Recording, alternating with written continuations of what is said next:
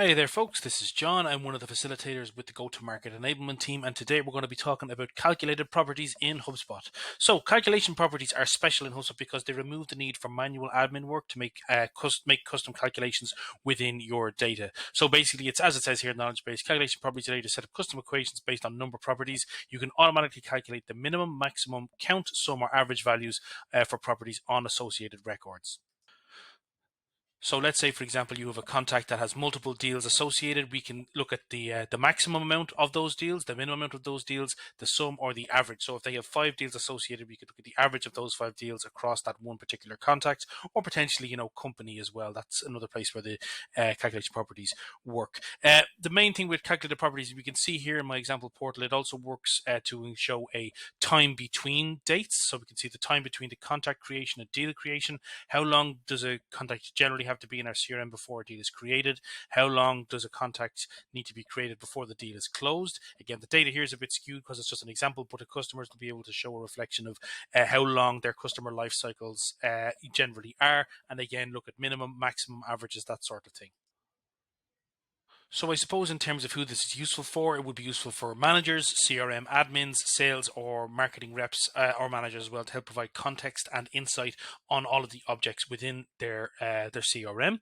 And the main goal here is all about understanding the customer deal journey and timeline. It's about auto measuring the differences between properties, and the great thing about it is that different users can customize calculations for their own specific business needs. So again, the questions like what is the time difference between a contact being created and a deal being created or a deal being closed? How long does it take a contact to move from subscriber to customer in our life cycles? What about moving from marketing qualified lead to customer? We can set up custom calculations for all of this information here. So I think the best way to show this would be through examples. As we can see, here's how some of the information displays on my personal page. If we go into Biglytics, we can see the breakdown. All these calculations will come through automatically from these calculated properties. And we'll go back to my personal portal now and we'll show how we can access this information. The first place to go is into settings, in the little gear icon. Then we get down to data management and properties. We can look for calculation here in the field types, and we can see this is a list of all the calculation properties in my personal portal here. You can see that some of them come out of the box if they're created by HubSpot, but some of them can be user created if they're created by a specific username. So we can look at the options that we have here. Now we've seen some of these, the time between contact creation and deal close. We click into this. We don't get much information because it's automatically created by HubSpot. But what we could do potentially is look, say for example, with this one here that I've created customized, this is just calculating days between two different action. So this is days between the create date and the date that the contact was last contacted. So again, we get an idea of how long it's been since they were created and when we last contacted them. We could use this again for create date, deal closed, create date, last meeting booked, create date, last form submission. Or say, for example, we have this one here. This is a different one that would be useful for marketing teams as well. How many form submissions have come in? So let's take a look at this one. This is a unique field type of equation. It's a custom equation. The number of form submissions divided by the number of unique forms submitted.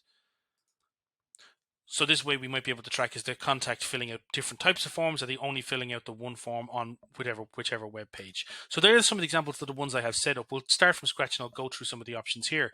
So if we go to create property, we can create a new calculation property from scratch. We click into create property, it loads up. We'll select a group of contact information. I'll just put it in CALC1.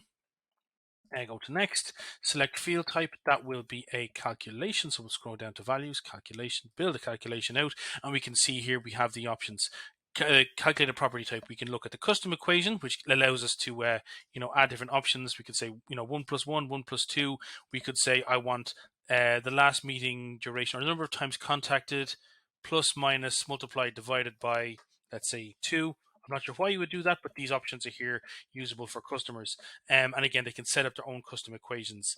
Again, we have minimum, maximum, count, sum, average, which would calculate, the average or that value, whether it's the minimum, maximum, count, or sum, or average of associated records with a property that is known. And also, we could then look at the time between. This is where we could look at the start date for particular last engagement date and let's say close date.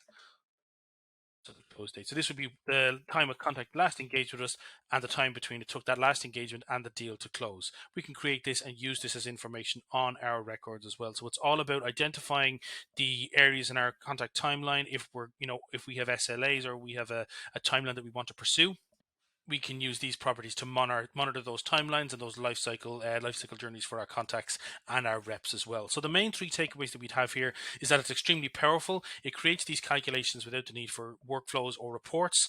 These calculations can then be used in reports additionally as well. It is customizable, so users can create their own custom calculation properties, and it removes so much work from admin staff to try and do all these calculations by hand or do it outside of HubSpot. It can be all done, all accessible within the contacts dashboard view here. So yeah, that's everything there. There will be resources linked below or linked within access for you. And thanks very much. Bye-bye.